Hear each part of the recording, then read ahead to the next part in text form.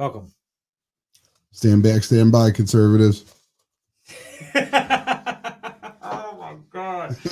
Oh my god. It's so bad that I laughed at that because it's really fucking terrifying. Yeah, they haven't banned us from the internet yet. Yeah, it's real bad. Welcome to the White Devils podcast. I'm your host, Rob Vill. Right next to me, to the right, your left, is my esteemed co-host, Rich. What up, what up? How you doing today, sir? I am splendid. Ready for another day of fucking fun, positive political talk. Well, I mean, we got to work with what we're given, sir. Yeah, we're gonna dig into it, man. We're gonna give you guys some good information and some interesting perspective, as we always do. And welcome to season 1, episode 2. Title of this episode is "Stand Up" or "Stand Down" and "Stand By." Stand back, stand by. You never said stand down. Did not use the word down. Oh, okay. I was waiting. I forgot for what I titled it. It's something along. They asked him, "Would you tell them to stand down?" He said, "Stand back, stand by." And he and then pivoted to a bunch of kids with spray paint and fucking rocks. Bro, what we'll get into last night's political debate or circus or whatever you want to call it. I've heard better debates by two drunk people at 4:30 in the morning at White Castle. I don't know, man. Have I been in debates more unpleasant than that one? Maybe. I've been in some really ugly, bad debates. So I just didn't. But were you able to actually debate? No, it's mostly someone real drunk talking to me and it's like, yeah. You talking know what, bro? You're right. Interjecting. I gotta go. And you try to sidestep them. But that was bad. That was the worst presidential debate or vice presidential debate or primary debate I've ever seen. Like any kind of like debate on that level. That was the pits. I mean, we'll get into, like I said, we'll get into that a little bit. Yeah, a little bit later. Plenty to say about that. We're gonna start off. Rich is gonna go over some things, some Breonna Taylor things. So last week, I promised you guys that I would come back with the Breonna Taylor settlement police reforms. So I have those. So let's dig into them and we'll see what's to them here. The first one is Breonna's law, which is no more no-knock warrants. If there was an obvious one, that would definitely be it. That's a good law. It's one that should be adopted nationally. Maybe with the rare exception, if you for sure are walking into a situation where there's like a violent armed individual, is the only case I could ever see for that. But it was clearly not needed in this case. Wasn't even ended up being given in this case, though it's still kind of unclear whether or not the police actually knocked before entering. We'll get into the discrepancies in a bit. But so there's the no more no-knock warrants. Housing credits to police who live where they work. So if they move into the neighborhoods they police, they'll be given housing credits. I think this is a good idea. I think it's better for the police to police the neighborhoods that they come from, that they're familiar with. I think in a lot of lower class neighborhoods, it's good because it's sort of a jobs program as well. If you were to kind of implement this into the schools, where you could give them a program to go from school to like the police academy. When you have relationships with people, you don't just see them as, I don't know, like bland characters of, stereotypes that we all have in our heads in each other, or that's been programmed through different ways. I think, when you actually see people for people, that it does make a difference in how you interact with them and how you treat them. So I'm definitely for things like this. I don't know how much the housing credits are, and we'll see how much they take advantage of it as you have like white cops moving into black neighborhoods. I don't know, but I do think it's a good start. I mean, anything's better than nothing or anything that has been, Yeah. I mean, back in the olden days, beat cops, they weren't in the cars just driving around the neighborhoods, they were on foot. They knew the residents, they knew everybody, you know what I mean? So that's the disconnect, that's why community policing is so important. Yeah, and I mean that's a whole other discussion unto itself, which is actually the changes is that some of the people involved in this situation are calling for even more, and they want a community board that has subpoena power for the police out there, but they haven't gotten that so far. But what they have gotten now, search warrants have to be approved by commanders above the pay grade of a sergeant. So I guess you actually have to go to somebody with real rank with your request for a search warrant. I think they feel like that might give, I don't know if they think it's going to give like a better perspective and maybe someone to be more reluctant to give a weaker warrant. I don't know, but they think that's going to do some good. They want to implement more social workers, which I think is good because we've been saying many times on here and elsewhere that sometimes the best person to show up to a scene is not someone with a gun. You know, you have mental health situations, you have drug situations where you don't need to walk in and shoot. You need someone that is trained to handle those type of situations. And police aren't. They shouldn't be. They're not social workers. The fact we ask them to be isn't even fair. It sets them up to fail. And the result has been failure. So I like that. Colossal failure. And then they also tossed in additional drug testing, which I don't know if the Louisville Police Department has a drug problem or what that's about, where that stems from. They really didn't elaborate on it. But apparently no more fucking Saturday Night Coke binges for you, officers. no more fucking 3 days and that's out your system. Sorry, guys. Might have a test on the next shift. And you'd be surprised on how many are frequent users. Well, you know, and that's a whole other discussion. We really, maybe one of these days we'll tackle drugs and we could talk about why every drug but marijuana is preferred because of how long it stays in your system. Like we talked about starting the show for a while. Like Rich has wanted to do this show, but he didn't want to do it by himself. So he didn't end up really come up with anybody to do it with. So I kind of stepped up and we started the show. And, you know, as an informative landscape leading to the election, after the election, of course, we'll still talk about politics and how what's coming up is going to affect us and shit like that and be informative. But we'll do a lot of segment based things, topics and shit like that, and give like whole shows devoted to certain topics, so it's not so much here and there. Yeah. It's very current events right now because we're in a very hot cycle where there's a lot happening at a very rapid pace leading up to this election. But there are bigger issues that need tackled, and in time we'll tackle them. And we'll throw in some bullshit too, because and feel free, like whatever, like you guys that watch, you guys that are faithful viewers and everything, you know, whether you're watching on robvillain.com or YouTube or Facebook. We're on Periscope now, Villain Radio. We'll be on Twitch too next week. We're trying to expand the viewership and shit as much as we can. But feel free to jump in the comments because we can see a lot of the shit. Sometimes if you guys start a watch party, which is cool, please start watch parties and shit like that. Yeah. But we can't exactly see those comments, but I jump from watch party to watch party and come in and out throughout the show to see what we could get going, as in reference to any comments that you guys are making. But you have any more? That's all of them, man. So it's what we got here: five reforms. I like where they go. I want more, but it is a start. Well, I'm gonna, before I can go any farther, I'm gonna give you a chance to throw your 2 cents in because I'm about to pivot in a kind of a different direction. So, what do you think about them? It like you said, it's a start.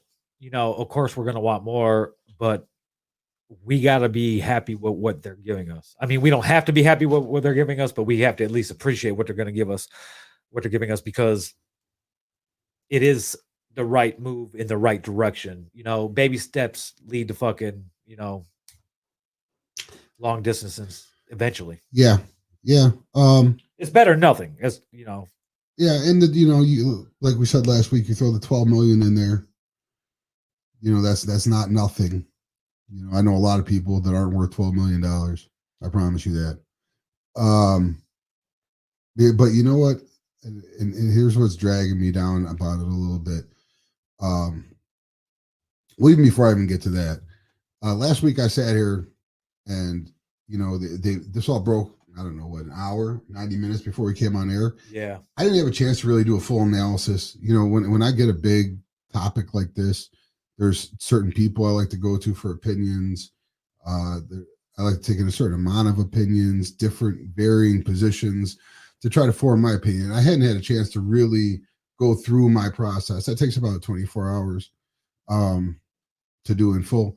So when I came on here, I kind of went with what I had, and I didn't have enough, and I waffled, and I apologize for that because it was weak, but I just was unsure of my position. Well, after about another, I don't know, 8 to 10 hours after that, I'm pretty sure of my position now. Like, we've got discrepancies up the fucking wazoo. We've got Kenneth Walker's lawyer telling us his ballistic report doesn't say the same thing that the AG says his does in terms of the gun that shot the cop in the leg. So you've got two people claiming two different ballistics.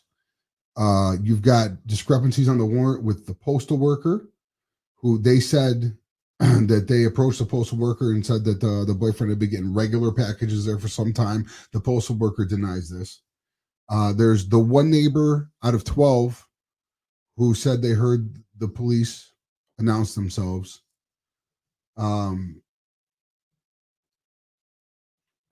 There's a lot of funky stuff in this situation. And, Kenneth Walker didn't get charged. Well, he did get charged, but the charges got dropped because it turned out he was under the stand your ground laws. And you've got the police who have the right to fire back under stand your ground laws. So they were legally protected. So you've got a bunch of people that were supposedly legally protected shooting at each other. And then you have an innocent person that gets killed. And it's like, how does all that equal out to each other? Well, with the stand your ground law, you're allowed to shoot at the person that's shooting at you in self-defense for bodily harm situations, but you're not allowed to shoot third parties. So coincidentally, they announced the cop that fired the bullet that killed Breonna Taylor, but could not tell us who shot the other 5.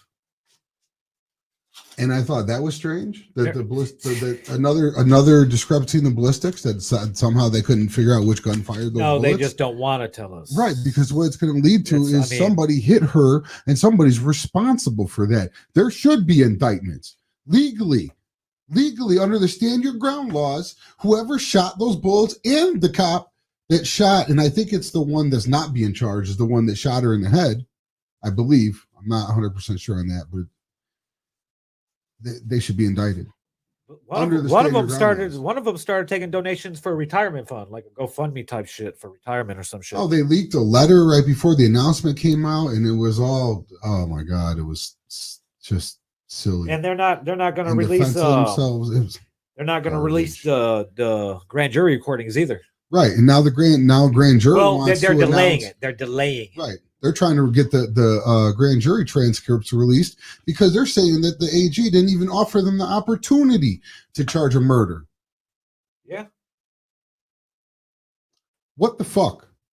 They should be indicted. Not murder 1. Clearly, there was no intent. Maybe murder 2. Definitely murder 3. Definitely. You shot an innocent person while shooting someone else. You're not covered legally. That's not stand your ground. No, that's not whatsoever. It's in a violation of their stand their ground laws. And that's when you cut all the bullshit back, that's the fact that matters to me. Did they have the legal authority to shoot that woman? No, they were in violation of the law and should be charged for it. At least a manslaughter or some reckless something. It's bullshit. Reckless endangerment or reckless use of a firearm or some shit. But that's basically what the charge that one officer got for shooting into the other apartments at one time. Endangerment. Yeah, bullshit. And then he pled not guilty. Like, you can't even, bro. Like, you guys got charged with the weakest 3 shots fired out of like 20 that did no harm, and you're pleading not guilty. I mean, I understand it's kind of a technicality and you have to, but there's something about that. It's like, of course you're going to fight it tooth and nail because they just won't ever admit fault. Ever.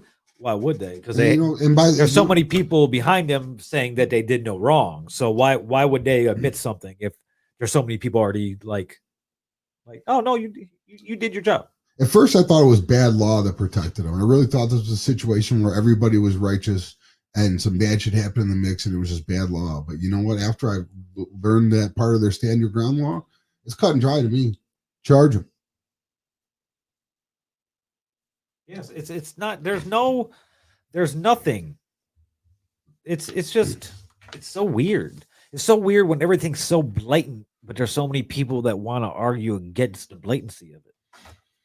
It's like, well, I mean, there's a larger point on that where it just seems like sometimes with some people that we're just living in entirely different realities. And you know, that goes back to the argument that I constantly talk about, which is how you get your information. Where you go to for your information kind of determines your perception, but perception becomes reality in a lot of cases. Yeah, definitely. Yeah, but anyways, so that's my position on Breonna Taylor. I apologize for waffling last week.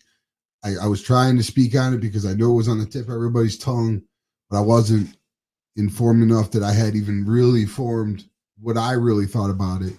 So I wanted to come back and I wanted to make that correction with you guys and publicly put it on the line where I stand and what I believe should be happening. We need justice for Breonna.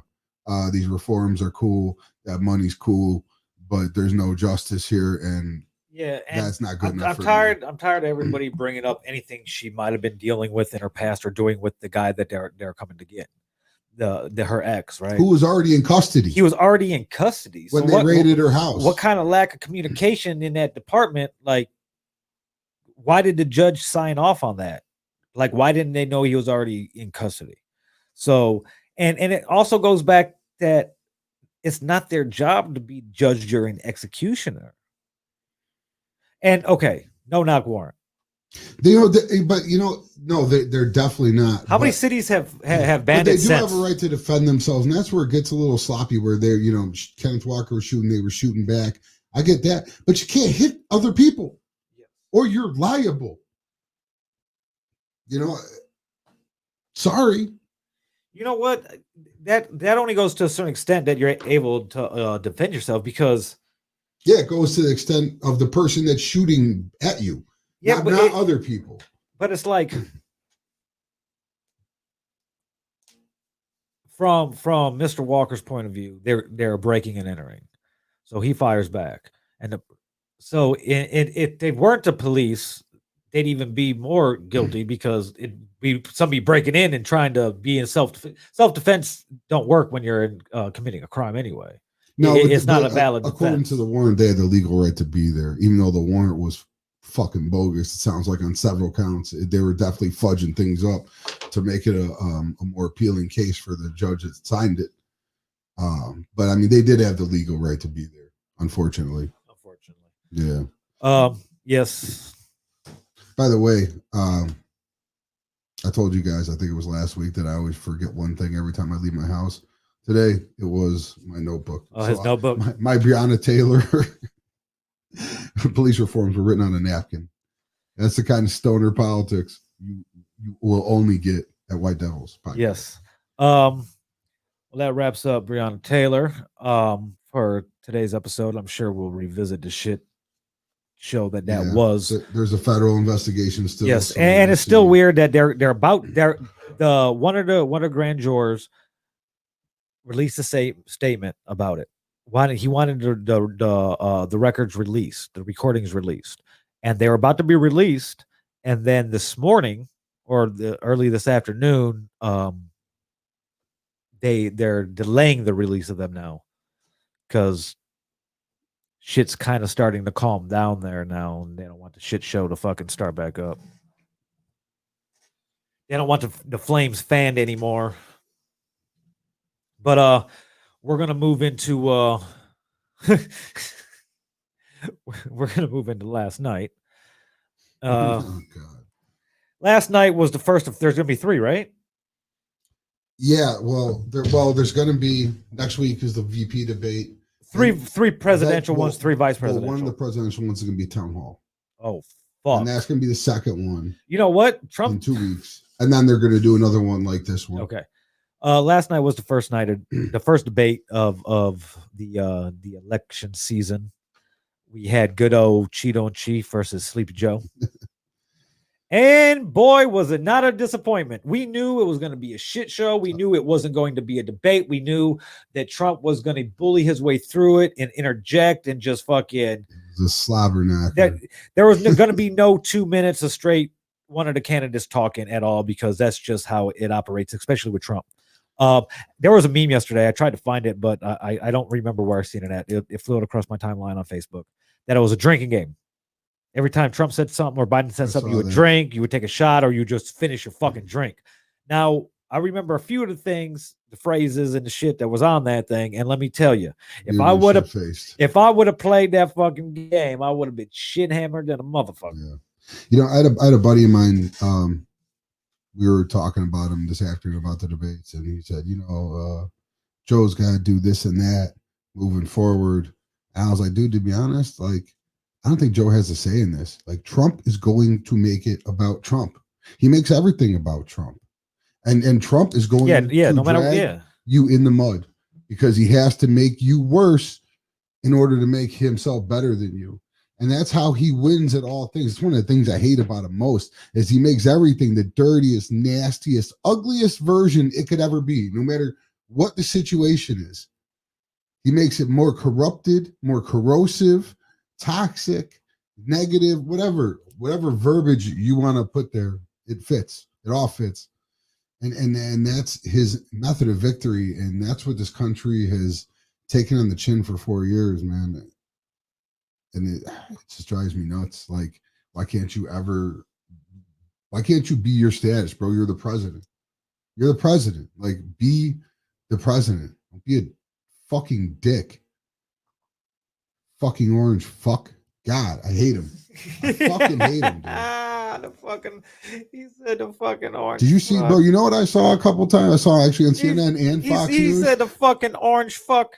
The global reaction all over the world, they're fucking laughing at it. They're either laughing or they're fucking concerned. We're the laughing stock of the fucking world, and we have been for the last 4 years. And nobody realizes that. And that's the insane thing. And it's really like we're living in some kind of fucking Twilight Zone shit, like, for real. Yeah, but as far as last night goes, where do you want to start? Pick one. I mean, it was all a shit show. It's let's just start. Let's start with the big dog. All right. Stand back, stand by. Trump had the opportunity to denounce white supremacy last night during the first presidential debate, which he blatantly sidestepped and instead said, "What, sir? What do you say?" Our boy, stand back, stand by. Stand back. Not stand down. Stand back, stand by. Stand back, stand by. Like, he's... Now, check it out. When I talk about fanning the flames, like, I'm not trying to incite anything or anything like that. But for you not to take that, like, if you're like, look, these white supremacists, these patriots, they call themselves the real patriots also, or the Proud Boys or the Boogaloo Boys. Whatever iteration. Yeah, I mean, there's several versions. Or anything like that. It's just... Bro... it's so tiring at this point. It's like, at first it was kind of vague dog whistles, and it's like, we know what you mean. Now it's just like, it's pretty much just out there in the open. He's like a Vegas, like a strip sign. It's just like blinky fucking flashy lights. Like, look, woohoo! Listen, if you're conservative, I know what you and they still make excuses for it. Oh no, that's not what he meant. What the fuck did he mean? Well, listen, you can feel how you want about it. I could feel how I want about it. But I'll tell you this, and I dare anybody out there, conservative or whoever wants to come against me on this, go on Twitter and look.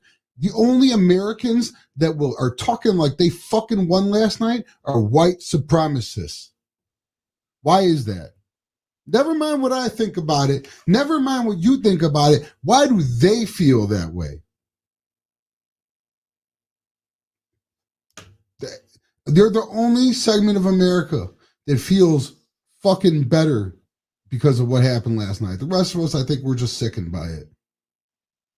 You know, yeah, and as I'm going through Facebook right now, there's comments on Facebook that haven't been showing up on here for some reason. But like Indy, we're gonna get to that. We're gonna get to that, Indy. April, Trump. April, women who vote for Trump make no sense whatsoever. She's on what she just said, Trump. Okay. Yes. You know what's interesting, April, is that I noticed this morning that women are significantly more angrier with him than they were the night before. I was trying to figure out why. Even a lot of women that generally didn't speak out about him were today, and I think it was the comments about Biden's kid. There's a lot of mothers that have kids with drug problems, and when you attack that, I think that really hit home with them because women really feel like they're mobilizing against him in a really strong way. Not all women, clearly there's still outliers, but I feel like the herd is moving against you on that one. But you should always have your own politics. I'm not steering you one way or the other. But I think if we pulled up some data, that would probably cement my point. Yeah, it's so weird. Like it's like would you send your child off with a child abuser, with a pedophile? No. No, I mean no. You know, no. Did I sound like I started to come stoned? No, I definitely fucking would not. So it's like that's what women you're giving. You're like, he never gets stuck with that though. No, they don't. It's always everyone else that was hanging out with Epstein, not the guy who was photographed with him over a 20-year period. More than anybody else. Yeah. But anyways, let's stick to last night. Yeah. Okay, back to one of the more hilarious moments where Donald Trump showed his character. Joe Biden was cooking him over 200,000 dead for COVID, and he looks at Joe Biden and says, "You don't know what I've been through." Listen, hold on. Yeah, play a noise. Hit a noise. Whatever. Fuck you, Donald Trump. Fuck your fucking pain and your experience and your stress. I could care less. What exactly does that sound inhumane? Maybe I'm being a dick right now, but you know what? I have no fucking sympathy for you ever. If you ever bring me a situation or a story where Donald Trump is the victim, don't bring it to me. Just bypass me entirely because I'm never going. That's why one of the reasons I can't do QAnon. Donald Trump's the hero. He's the one sent to save the day from the baby fuckers. Donald Trump is. Paul Dalen. Okay. I agree. Trump making the debates dirty. I thought Joe answered well when Trump got on Joe's kid. Joe responded saying it was false, but his son had a drug problem and support, and is proud of where he is now. Joe said that love to talk about your family for hours, so he went to high ground while pointing out Trump's families. At what point does Joe need to bring up Trump's son defrauding charities and funneling money into Trump's business and campaigns? Well, here's the thing. Damn, Paul came with the smoke. It's a buddy of mine. Good. Yes. Way to come strong, Paul. Here's the thing, though, Paul. He's not going to get a chance to because you can't get a word in edgewise. Like he needs short 1 second or a 1 sentence, 2 sentence zingers. Like he needs like clown. Yeah. like he used. Dude, listen. Trump is dragging you into the mud when you go toe to toe with him. It's inevitable. Yeah, he wants to bring you down to his level, and eventually you have to because you get just so frustrated with the bullshit. Like I said earlier, he's going to make everything about him. But you know what? I really feel like if you just kind of let him do that, he's gonna make a case against himself. He's already doing that. I think he did that significantly last night. Like if you ask me who the winner was, I mean, I don't want to say that there was like a winner, but Joe Biden won because there was no winner. Because Joe Biden had to lose ground. Trump had to gain ground, and that didn't happen. Nothing. If anything, it moved towards Biden, but worst case scenario, nobody budges. And that's a win for Joe Biden. But some of the other things that happened as far as highlights, I mean, there was massive lying. He lied about about the 35 million that Hunter Biden got. What else? He lied about the endorsement from the sheriff from Portland. The sheriff from Portland came out publicly, denounced him. He lied about so much. He got fact checked to death, man. You guys are just gonna have to look that up. You know, it's too much. But I mean, he was consistently, the way I'm looking at the screen right now, telling America lies, dishonesties, mistruths, half truths. He did it consistently through the whole thing. He stated his case, and his case really wasn't based in reality in a lot of times. Is it ever? Not really. So I mean, the man of like 20,000 lies. So I don't know why anyone would be surprised. There's still people out there believing him. I don't know what to tell you guys, man. Come on. Like when someone shows you their true colors, believe them. Is that Daniel Dale? That's my homie, man. That's the CNN fact checker. That dude's that's the hardest job in fucking politics right now is Daniel Dale. Bro, yeah. Fact checking Donald Trump, all right. man. He does it like he's a full-time fact checker. It's what he does for a living. Yeah, hit him with the bullshit. All right, we're going to start off and doing some fact checking last night. Look, like I said, we're a informative podcast, so I expect to see the viewer numbers to go down right now, especially anybody right leaning. Just for the simple fact. I mean, I don't know what you're doing here to begin with. We welcome you. We welcome all viewers. You all come in, but I mean, you're not going to get a lot of Anthony, I'm gonna bring your question up right now. Anthony Enriquez. Yes, this one's for Rich. Droop's mobbing. Are you related to Pee Wee? Fuck it. Fuck you, Droop.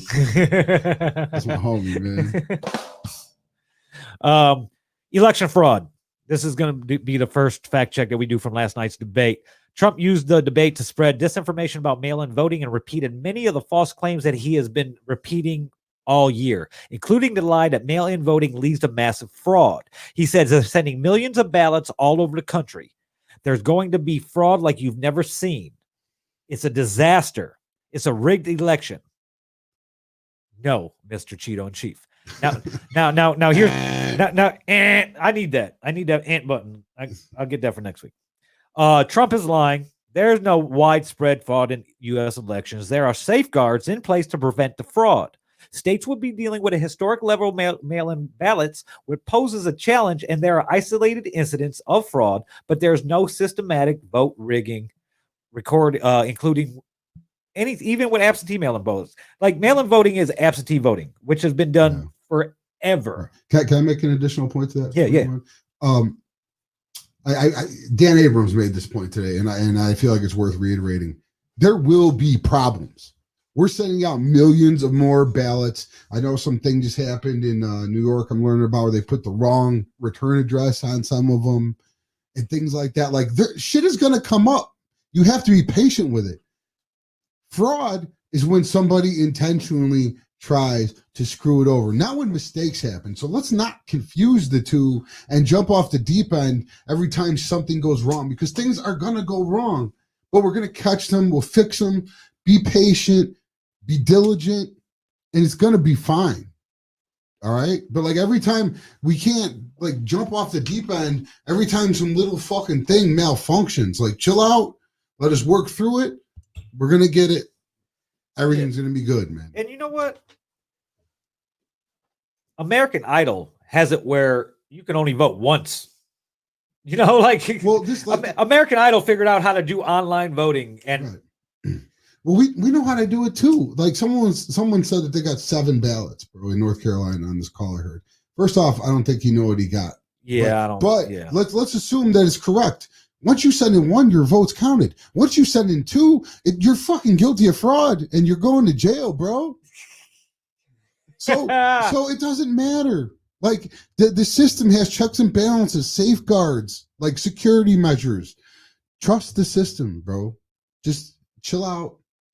Everything's going to work. Please continue on. Millions of Americans voted by mail in the 2016 election and again during the 2020 primaries because COVID, which... Well, there's some states that were doing it before COVID. Exactly. Now, listen. There has been no evidence of any type of widespread fraud.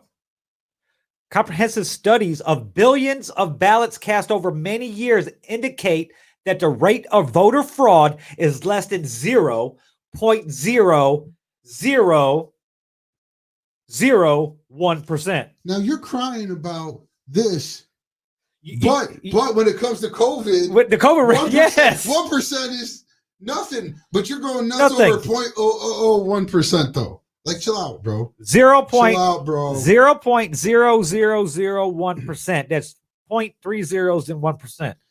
But I will tell you this too, as far as mail-in balloting, like there's going to be more mail-in ballots because of COVID. But you're also going to get people like me where I got my mail-in ballot. I looked at it, I tore it up, and I threw it out.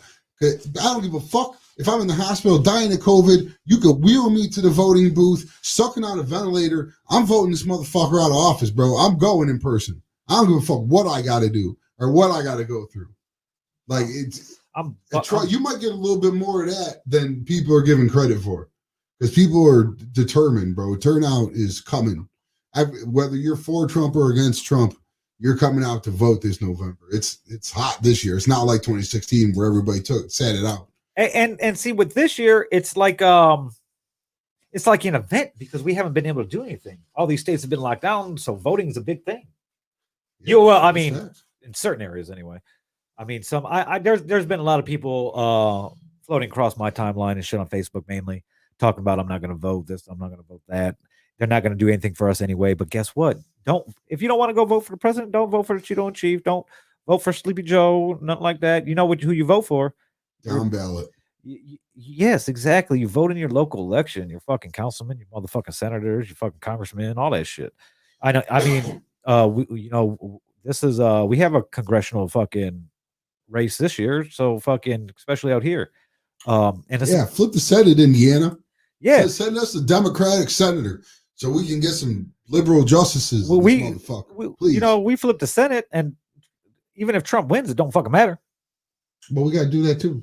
Yeah, we got to walk and chew gum, bro. Like sooner or later, or we'll just keep getting fucked by the Republicans, bro. Yes, yeah.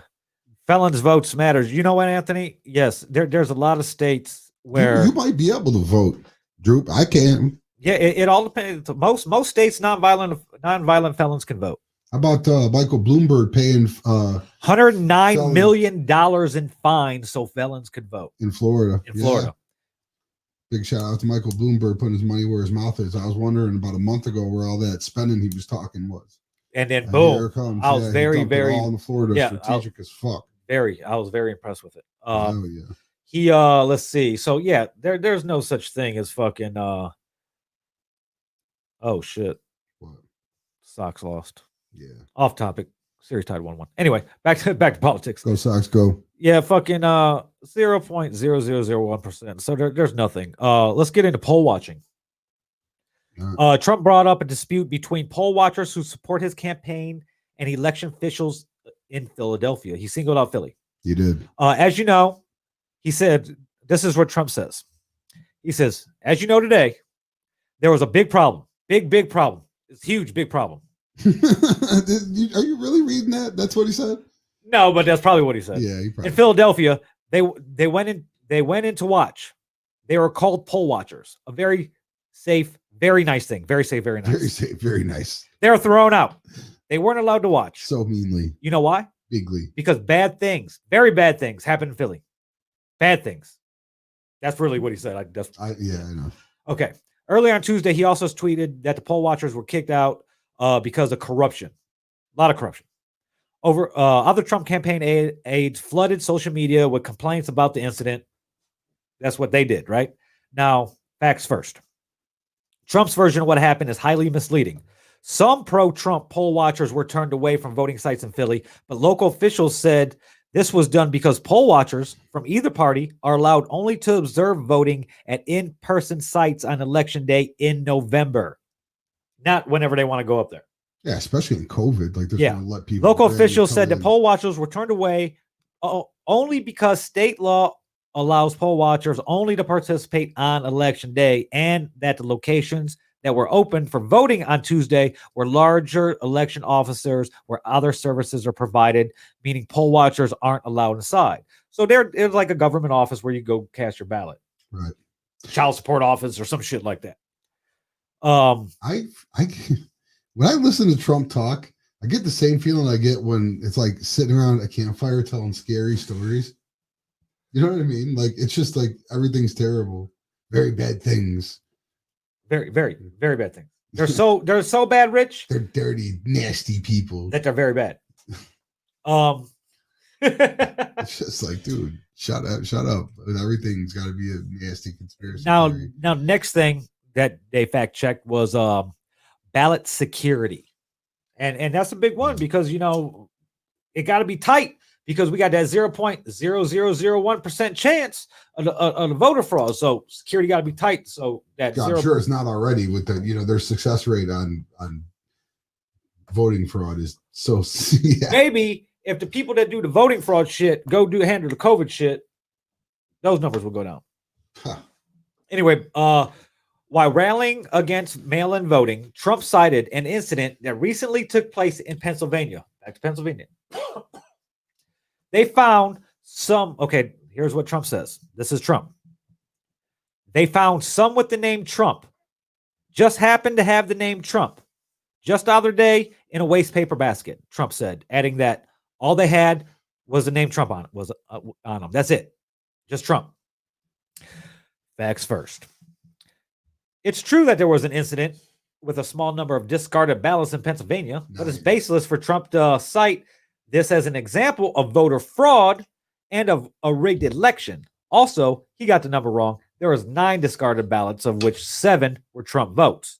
According to the federal and local authorities, an election worker improperly threw out 9 military ballots in Lucerne County. In an extremely unusual announcement, the Justice Department said that all 9 of the ballots were marked for Trump before issuing a correction and saying only 7 were Trump votes. Local officials said they would try to reach the affected voters and fix the ballots. Yeah, I don't know.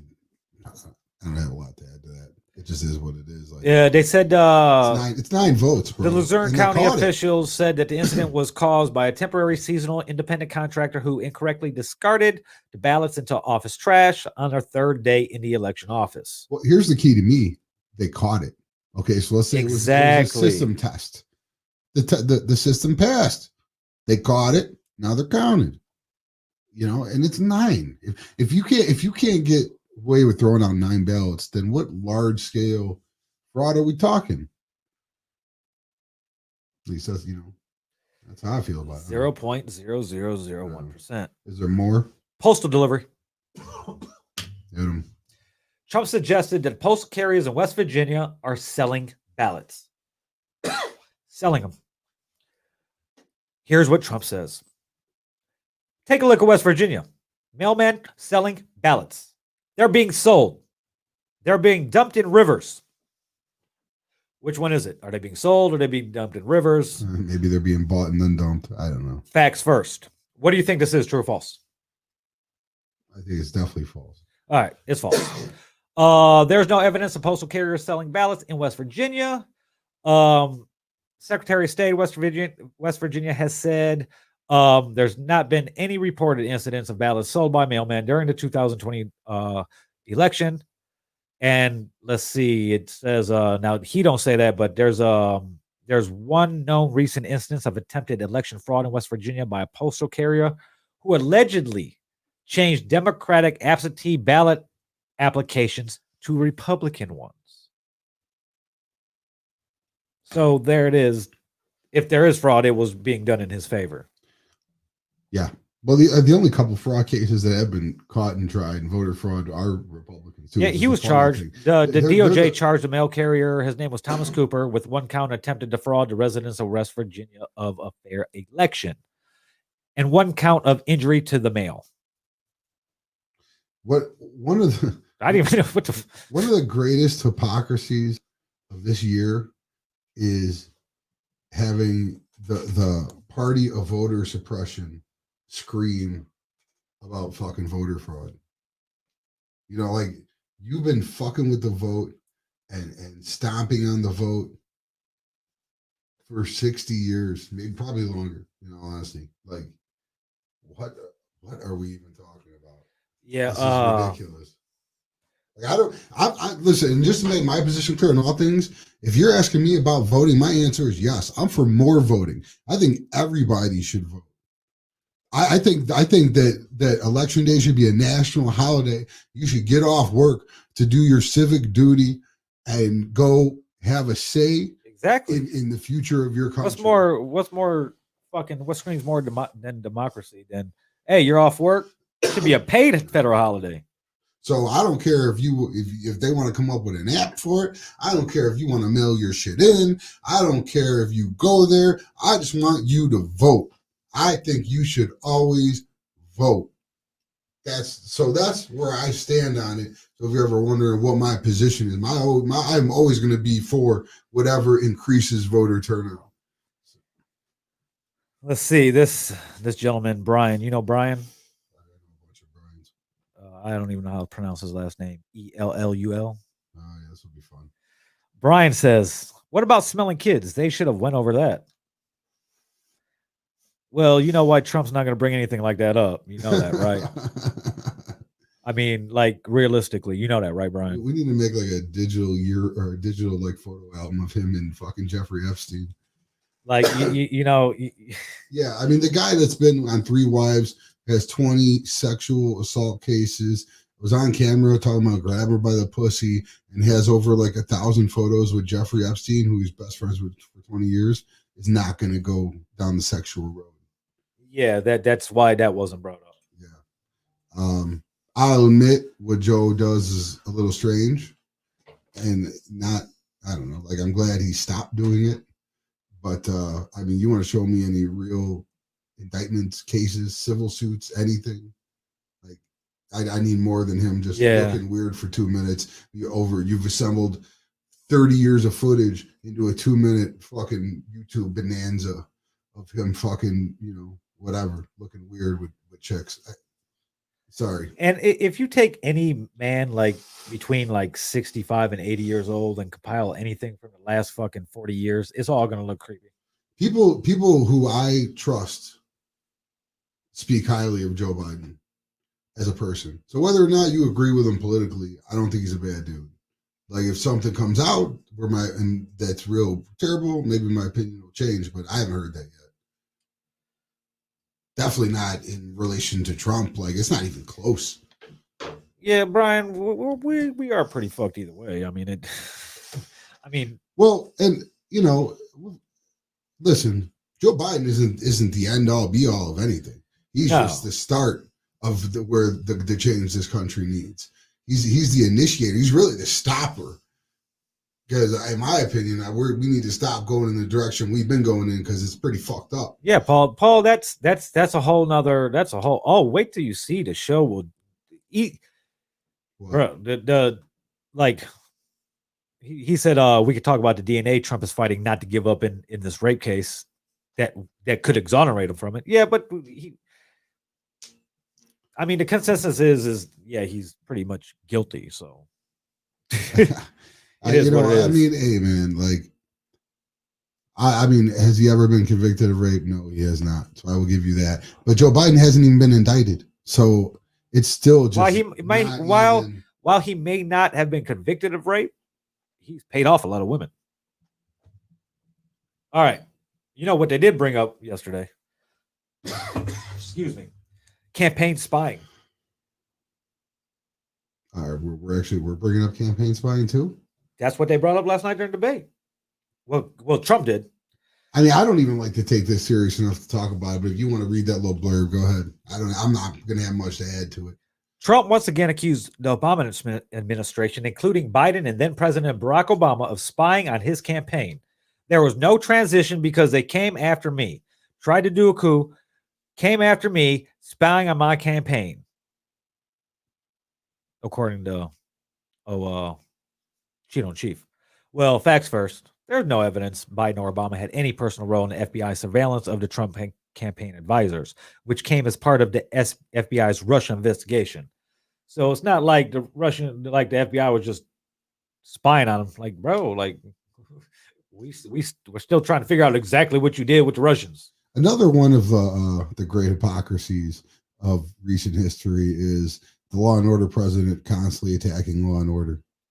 Yeah, man, like he loves the FBI except for like all these FBI guys, which is like half the fucking FBI. now like yeah, and of course he brought up the payments to Hunter Biden that has been so much discussed very very much throughout the past 3-4 days. Yeah. Trump claimed that Biden's son Hunter got a $3.5 million payment from the wife for the former mayor of Moscow. Why is it, just out of curiosity, that the mayor of Moscow's wife gave your son $3.5 million? This needs context.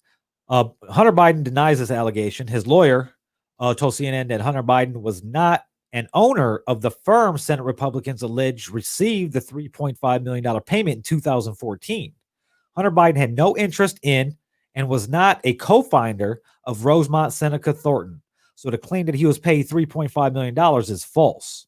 A partisan investigation conducted by Senate Republicans, whose report was released this month, alleged that, what's this chick's name? Some Russian businesswoman. Oh, the wife of the late Moscow mayor. She sent $3.5 million in 2014 to the firm Rosemont Seneca Thornton, and that payment was identified as a consultant agreement, basically. The report did not provide any further details. Hunter Biden was a co-founder and CEO of the investment firm Rosemont Seneca Advisors, but he did not co-found the Rosemont Seneca Thornton, which is two totally different business entities. So it's like saying what's another? It's like saying what's the name of that company that owns all the luxury companies? I forget. There's a big conglomerate that owns fucking all the luxury fucking clothing brands, right? Everything's owned into one corporation now. So it's like saying if fucking Louis Vuitton did some shit that fucking Coach fucking benefited from it or some shit like that. Listen, as far as things like this go, like I don't know, you know what I'm saying? Like if that somehow ties back to Hunter Biden, if it actually does or doesn't, if he actually pocketed some or all that money. But I know this, like Donald Trump has made $1.2 billion since taking office. His daughter was in China getting IP patents while on U.S. government business. They paid for her to go there. Like, dude. And you know what? I don't mean to even do the whataboutism, but I say that to say this. By electing this man in 2016, you made these the state of play. You made this the state of play. These are the rules now. You said this stuff isn't important. So what, we're going to hold Biden's feet to the fire over it? When Trump's getting away with that and more, and you don't care. Just let's keep it consistent. You elected this man. You threw certain things out the window. Tara Reade, out the window. Sorry. You elected a guy who's been charged with sexual assault, at least civilly, at least 13 times. You don't get to bring forth this chick and kill him like that. And you saw. It was a story for 2 days. And it was over. Because you guys made that acceptable. Corruption. You guys elected Swamp Thing. You made this acceptable. So I don't care if it's true or not. I don't care at all. Like what? Because he was in a powerful position, he helped his son get some money? Trump does it all the time. It's the state of play now. So whatever. Whatever, man. Oh, Pop calling the kettle black ass shit. If the shit's even true, which I'm just conceding for argument, but I don't know that it even is. Yeah, the way that they just explained it in what I was reading, it makes it seem like it's not true. But the point's so silly. It's like, why I can't believe Donald Trump's out here fucking screaming corruption. Are you serious? Like, does no one see the silliness of that? Like, man, life is funny sometimes. Thank you, Anthony. Low key, this podcast is fire. We try, and the thing is, we're still working out a lot of kinks. This is only technically our 3rd episode. We did a pilot, and this is the 2nd episode officially. So we're still, working a lot of sound kinks, little shit like that. We'll be more tighter with the segments and shit like that as we go along and shit like that. We try to inform and entertain, and I try to break things. Like, these are really in-depth, multi-layered topics. So I try to take in all that information and try to spit out in a simpler way for you guys to take in. you don't have to jump into the weeds with the shit like I like to do. not everybody's got that, is interested like that. Yeah. One of the things that irked me about last night, it's been a topic, but there's just been so much being discussed, was the way he treated Chris Wallace. I like Chris Wallace. Bro. He's one of the few guys Chris I like Wallace. at Fox, man. And yeah, Trump that really made me feel bad. Like, I knew he was going to come for Joe, and I knew that was going to be bogus. But it's like, bro, you can't show some decency to Chris Wallace, man. Come on. Chill out on Chris Wallace, man. He's a good dude. And it's like picking on the quiet kid, bro. Like, leave him alone. Don't be a dick. Bro, and there's all types of shit that will still fact check. Bro, look, I'm still fucking. I was just buying you a minute, bro, to get that next backwood out. You want to keep going. You keep going. Bro, I'm like, we're into like 4 or 5 of many. Now that's why on my chart all I had was lies, because you could spend the whole show just going through them. Yeah, like there's so many. There's bro. I don't even know if you just spit out some of the topics that just to get an idea of where he got caught telling fibs here. We got healthcare, veteran healthcare, coronavirus and masks, coronavirus and the economy. Like, Trump claimed several times that Biden wants to shut down the country to address the coronavirus. He wants to shut down this country, and I want to keep it open. This is false, because Biden said in an August interview with ABC that he would shut down the country as scientists told him it was necessary. But he has not advocated a shutdown or introduced any type of shutdown plan. Nobody wants to shut down, man. No. Nobody wants to do any of this. But 18 Notre Dame players just got sick yesterday, bro. Yeah, same thing. It hit the NFL finally. Dude, they closed the Titans and the Vikings. A school in Mississippi had to close. 35% of their fucking students came down with COVID, bro. Like, this shit will tear through a fucking room. We have to be careful. And if it comes back to rolling some things back, I mean, it sucks, dude. I get it. Like, I've had no fun this year. This year has fucking sucked for everybody. Trust me. Yeah. But it is what it is, man. Like, I don't know. I'm not gonna put things over human life. I'll figure shit out on the other side. Let's try to save as many lives as we can. That's my opinion on that. So I'm always gonna lean towards whatever saves lives, especially being that I have 4 fucking comorbidities. So there's that too. Paul said, "I wish we could have had Obama debate Donnie." It don't matter who's going to debate him, because he's not going to get let anybody get a word in edgewise, man. It would have just pissed us off, because we like Obama better than Biden. Even he would have just. Yeah, it don't matter who would have been up there, but I'm interested in seeing next week's debate. Kamala Harris is gonna fucking shred Mike Pence. She's a pit bull, bro. She was a prosecutor. Someone said this morning, and I agreed, bro. I was like, I wish we could pivot her in for Joe one of these debates, just to let her get a taste of Trump. Oh, bro. I just once. Just once. But you don't want no smoke with her. No. I promise you. Yeah. So there's a lot of there's all types of shit. Yeah. I don't even want to go through jobs in the economy. Basically, fucking funding the police. Yeah, violence versus protest. Politics of violence. Yeah, basically, it all says that Trump is wrong. Bro, Daniel Dale has a novel on here, and it's all from last night. Portland Sheriff, the '94 crime bill. Yeah. Joe does got to atone for the '94 crime bill. I will say that, man.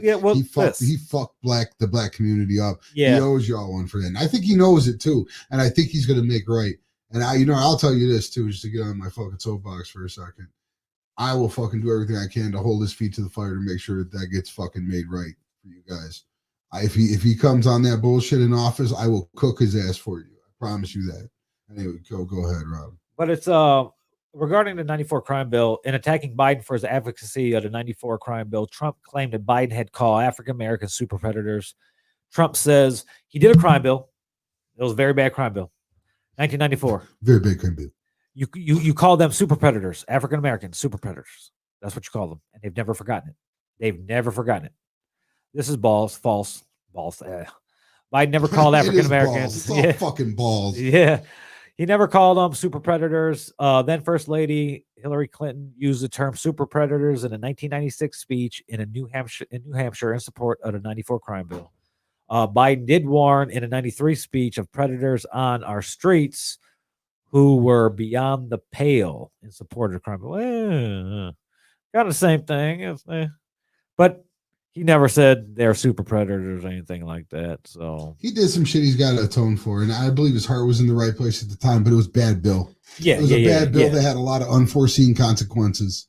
Well, I mean, I guess you can argue whether it's seen or unseen, but they happened, and they got to be made right in some kind of way. So that's a debt that needs paying. Definitely, it put a lot of people I know away later down the line for way longer than they had any business. A lot of them are still in there. One of them has gotten out. So man, yeah. So those 5 years are real. Yeah, I'm not gonna go through anymore because what it is Trump's just a fucking liar. Yeah, we know it, and everybody knows it. And it's not just, you know what? And I don't even want to say he's a liar because he's just saying a bunch of shit. He just throws shit out there. It's like it's what he estimates shit is or whatever. It's just like a guesstimate. He's like, well, it's a vision he's selling. Like it's whatever he's selling this idea of America. And I mean, I don't know. Sometimes I want to say it's not accurate. Sometimes it's way more accurate than I'm comfortable admitting. You know what I'm saying? Yeah.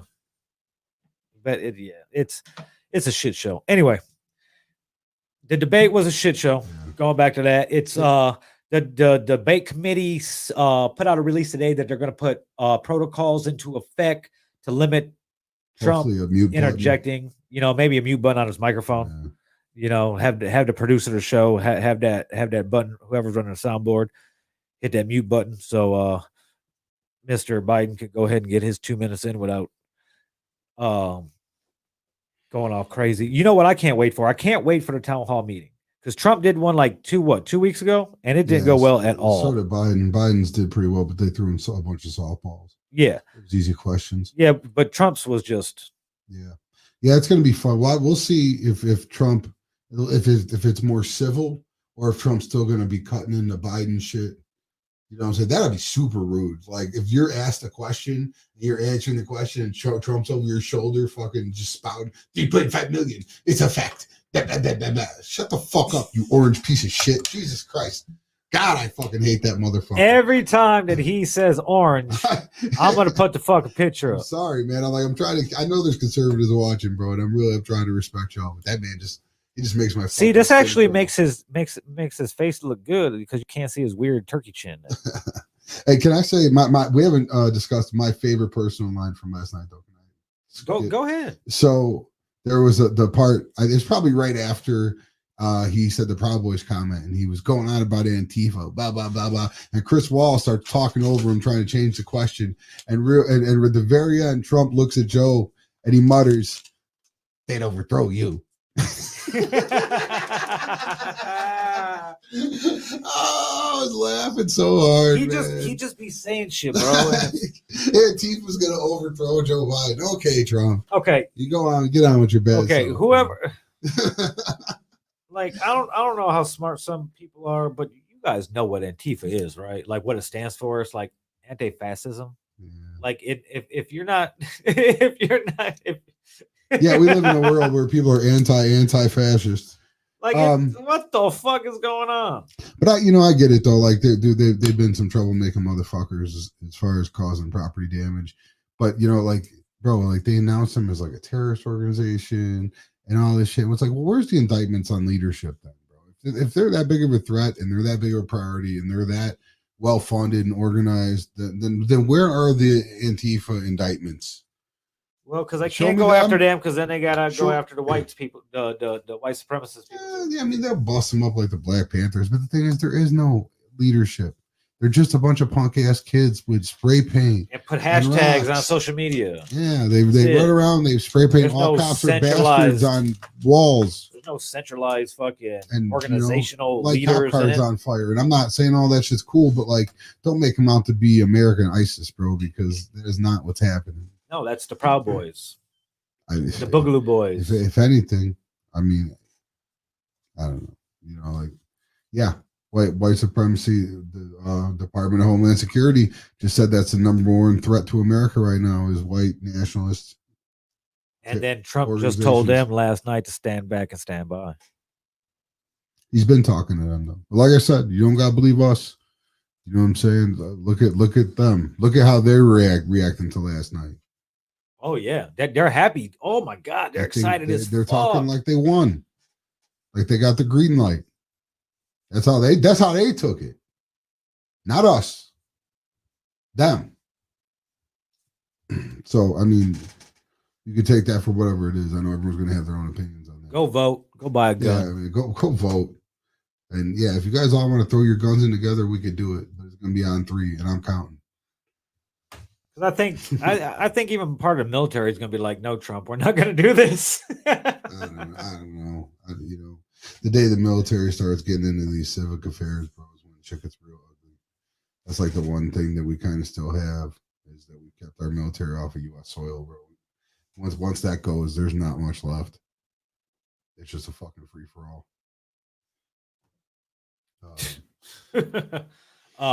Yeah. So, that it's the town hall meeting is going to be town hall debate is going to be real interesting. Next week, I'm real interested in the vice presidential debate, just because like Pence is a very, very just like soft spoken, like nod type of guy. You know, I think the big concern is he makes a very willing victim. You know what I'm saying? Where you could paint her like, look at how poorly she treated him. He didn't deserve that. And like she goes like over the top. Kind of like what Trump did last night, except probably more intelligent. You know? Yeah, and that's going to be the difference. And hopefully she knows where to stop. I think a lot of people won't understand how deep it'll get because they're not intelligent enough to catch it. I don't know. Man. I wonder how last night's ratings were. Down, I heard. Down? A little, yeah. And I'm you know, my buddy that was telling me that was surprised. I wasn't so much because I feel like this country's by and large made their mind up. I feel like you could just vote today. I mean, early voting has started, but I mean, I don't know what could. And you know what? If you guys want to type this in the comments, because I'm actually really curious in this. So if you have a say, and I don't care if you're a Trump supporter or not, but what would it take for you to switch votes right now, to change positions? What would have to happen? I haven't even gotten a good answer. I'm not sure there is anything. But if you have anything, please share it with us because I would love to hear it. Yeah. You want to get into Amy Coney Barrett? Yeah. Let's do a short one before we get into that one. What did you want to? What was your rant about today? That bond kind of got chewed up with the Breonna Taylor stuff. Okay. Yeah, so I don't really got much else to rant about unless I want to throw a topic at me. I'm sure I'll get upset about it. I'm sure I could get pissed off. It don't take much to get me fired up. Yeah, look at he's got a picture of Trump on the screen already. Trump. I'm already up. My blood pressure's up to 150s. I just called him Tramp. I'm like Tramp. Oh, well, fucking breaking news. You know, the Senate approved stopgap bill to prevent shutdown ahead of deadline. 7 people shot at Milwaukee funeral home. Holy shit. Those gang funerals are killers, man. Make sure if you ever go to a gang funeral, make sure the security's out. If you don't see no security, 5 minutes in and out that motherfucker. R.I.P. brother. Gotta go. Yeah. It's protocol. Take it from a Chicagoan. Rockets strike Iraqi base where U.S. troops are located. Biden lights up Twitter. Really? Biden struck back because I know Trump was going in this morning. You want to check some polling? Yeah. What have you been looking on? Real Clear Politics. That's what we used last week, didn't we? Yeah, I think that's like the polls. Latest polls. Yeah. We're gonna get into some polling. Rich is gonna bring it up on his phone. I'm gonna bring it up on my screen. Our weekly check. It's we can't go by the polls as much as we would like to. Well, these I think are the best polls because they're in the battleground states. Yeah, exactly. You know, so this is really the states that are going to decide the presidency. And you know, listen, we do polling. Polling is a snapshot in time. Just because this is what it is today doesn't mean it's what it's going to be in November. Changes could happen based on events, whatever. So take them for what they are, take them for what they're not. But this is where it stands right now. And to be honest, it's been as consistent as any race I can remember seeing. There hasn't been a lot of movement.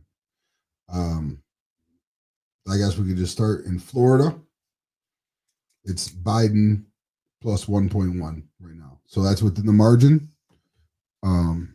No, Mr. President, I'm asking you a question. I don't know what that was. Whatever side I'm on right now, He's trying to get me fired up and playing me. It's playing a video, so I just shut down the whole fucking thing. Oh, good job. Yeah, so go ahead, Florida. So Florida's Biden by 1. Pennsylvania, Biden by 5.7. That's a big state, big gap. Wait, what state? Pennsylvania. Okay. Yeah. Michigan. These are as of September 30th. That's today. So Biden 5.2 in Michigan. So that's pretty large and consistent. Wisconsin, Biden 5.5. So again, that's all that Wisconsin, Midwest. 5.5. Mm-hmm. North Carolina, Biden by 0.5. So that's pretty much a toss up. That's North Carolina too. That state really doesn't go blue off. And then Arizona is Biden 2.8. Yeah, what's it showing on here? This is just presidential polls, state polls, Senate polls, general election, Economist YouGov. Biden's up by as much as 9 points overall. Yeah, that's been pretty consistent throughout. I mean, we'll see, man. Like I'm not resting on my laurels. The Harvard Harris poll, Biden's only a 2-point advantage. RMG research, he's got a 6-point advantage. UMass got Trump as a 4-point advantage. Okay. Yes. Well, that way, hold on. As of Tuesday yesterday, the weekly polls had Biden had. This is what Biden had.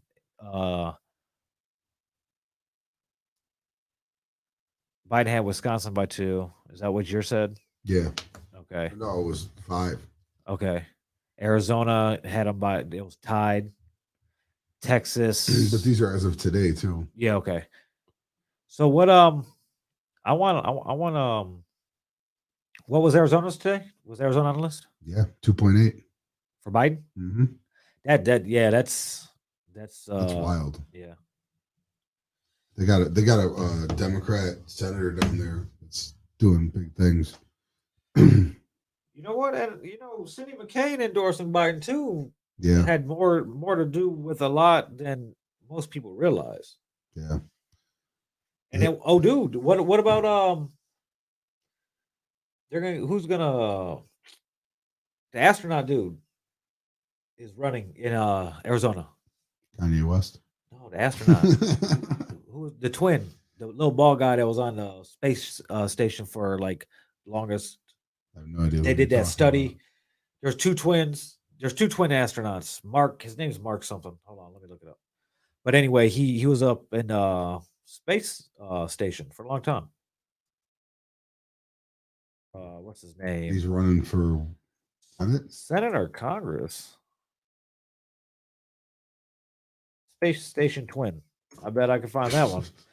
There you go, right there. Oh my God, they just came out. Yes, Mark Kelly.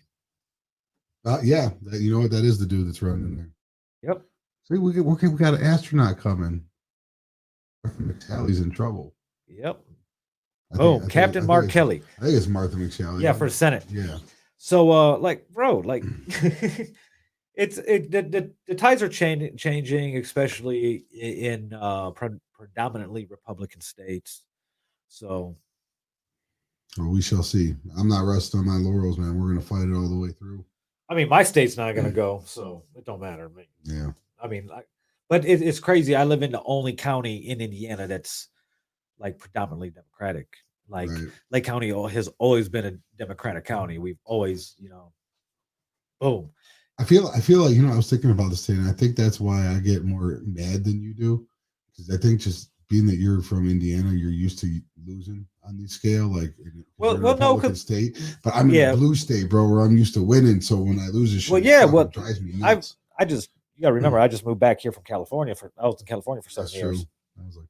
I was in California for 7 years, and liberal metropolis. And even though I was in Vegas, I lived in Vegas for 10 years. Yeah.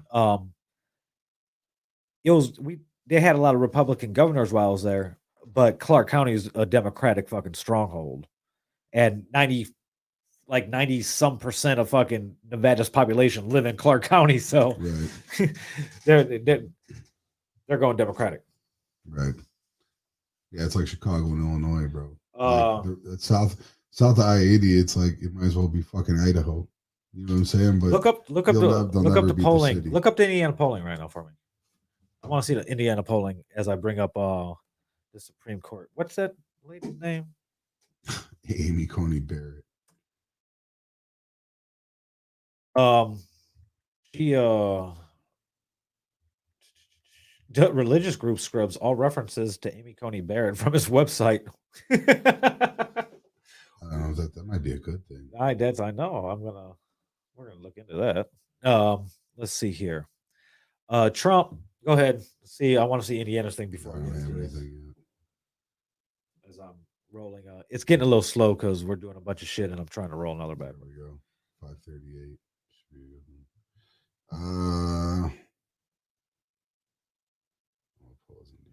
I mean, I know it's Trump, but I want to know exactly how close. This one is September 3rd through 7th, it says. Oh, shit. And it's got Trump 53, Biden 39. Oh, wow. See, even though Jason's here. Hey, Rich, sorry I'm late. Jason Hall. What up, Jason? What up, bro? The thing about I don't know the Indiana polling numbers like that, because even though I live in Indiana currently, I live in Lake County, in the Gary metropolitan area. Everything. If I turn on the TV, everything is Chicago. So I don't get no Indiana news. My newspaper is Chicago Tribune or Chicago Sun-Times. If I turn on ABC, it's fucking Eyewitness News, Channel 7, shit like that. So I don't get no Indiana anything. So I'd have to look it up, and I already know it's we're a Republican state because our governor's a fucking idiot.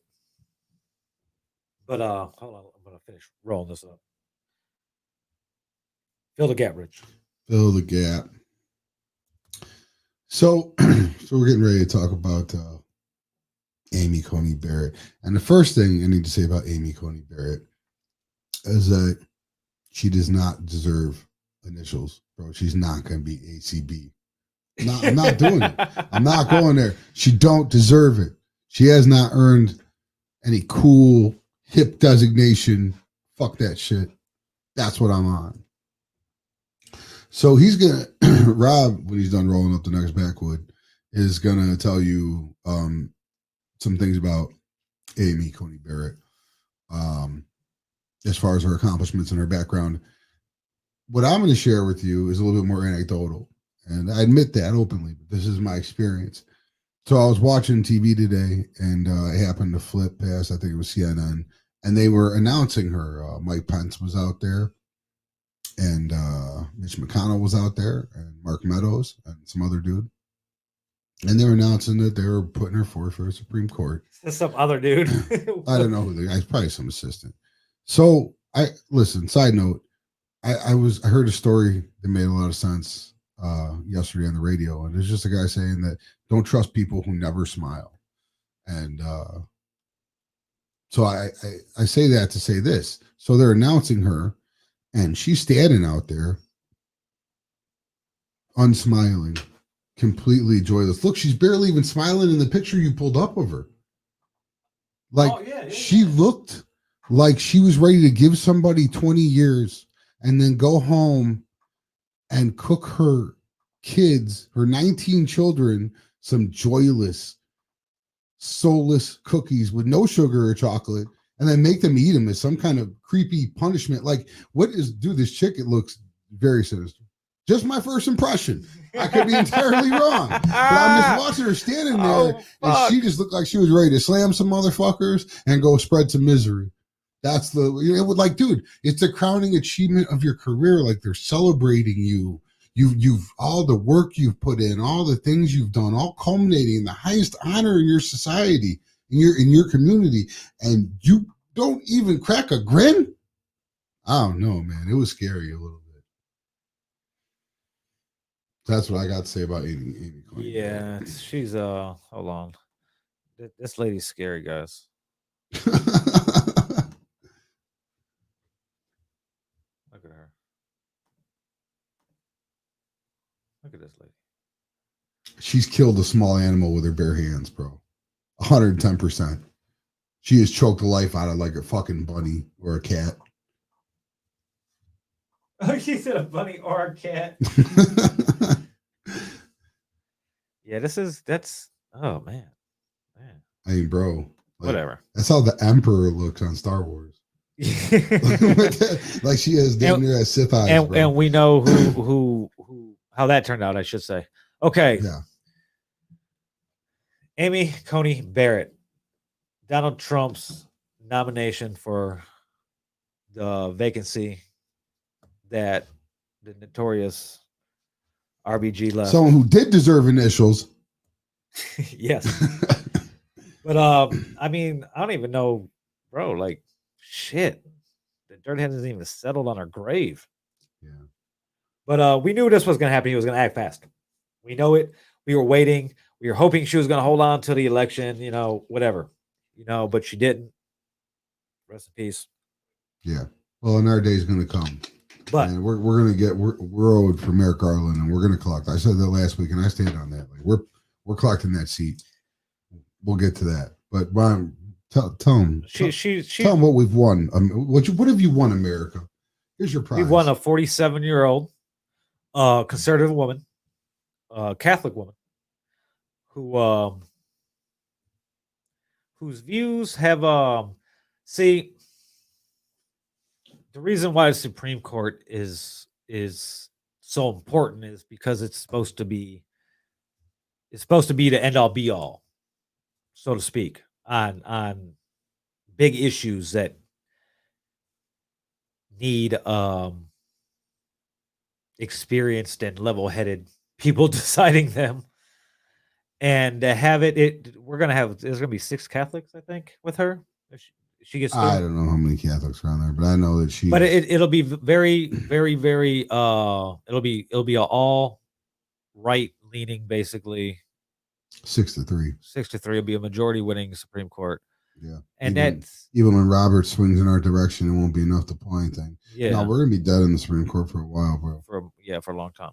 But it could have a lot of consequences for a lot of things that are important to a lot of people. And by a lot of people, I should mean anybody with fucking morals. Well, I mean, even if you don't have morals, you still get health care until they take it away in November. Oh, yeah. We'll see what happens. Yeah. You know, and then they're all expecting her to take a big swing on Roe versus Wade. Yeah, we'll see. We'll see if it comes to that. If she gets a chance to. Probably she will. You know, they do believe in settled law, to where once something is decided, it's decided. Kind of like if she wanted to come in there and change that shit, and there's nothing to stop her. No, you know, it's like a social compact, but it doesn't have to be honored.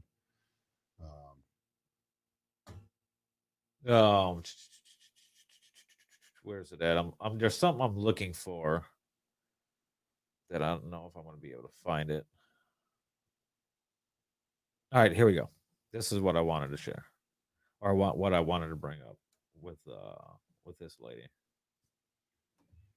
Yeah, I haven't dug a ton into her individual positions, but as like a hardline Catholic, I'm sure we can all imagine what she represents. All right, hold on. I'm sure this meme is going to say most of that. It's an infographic. Okay. All right, this is her stance on things. Roe versus Wade was erroneous decision and should be overturned, which leaves the doorway for her to bring it up. It all depends if anybody else wants to hear it, and there's a good chance they will. You'd think. She believes that judges should be bound by their religious beliefs or their religious faith and join anti-choice activists in affirming fidelity to the Catholic Church, supporting banning abortion, and against the LGBTQ equality that's been mandated thus far. She also joined in a public statement of protest with anti-choice activists against Affordable Care Act's birth control coverage policy. Bro, look at her. Look at her face. She looks so disappointed in America. She looks fucking like she is just sick of our shit, and she's ready to take us back to the fucking cleavers. Bro, oh my God. It's no, you should not, judges should not be bound by their religious faith in their decisions. That's why there's a separation of church and state. Elections have consequences. Bro. I don't know what to say. It could be a liberal justice. But elections do have consequences. Look at the bullshit we've been going through fucking for the last forever 4 years.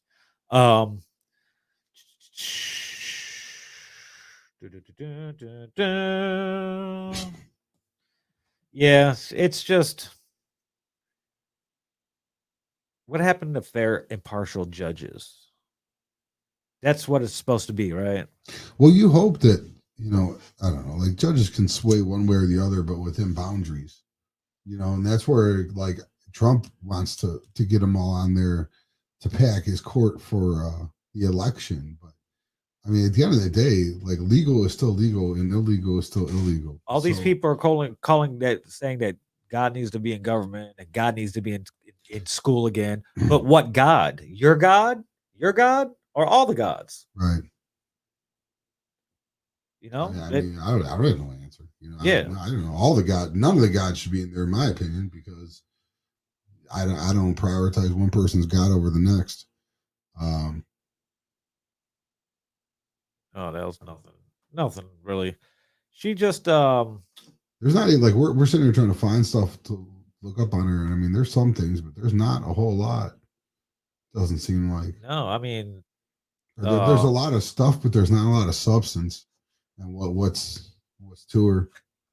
Her judicial opinions based on a substantial sample of the hundreds of cases that she has considered in her 3 years on the federal appeals court in Chicago are marked by care, clarity, and a commitment to the interpretive methods used by Justice Scalia, because that's she clerked for him. Yeah, God, she's from Chicago. But while Justice Scalia's fucking methods occasionally drove into liberal results, notably in cases on flag burning and enrolled juries in criminal cases, Barrett could be a different sort of justice.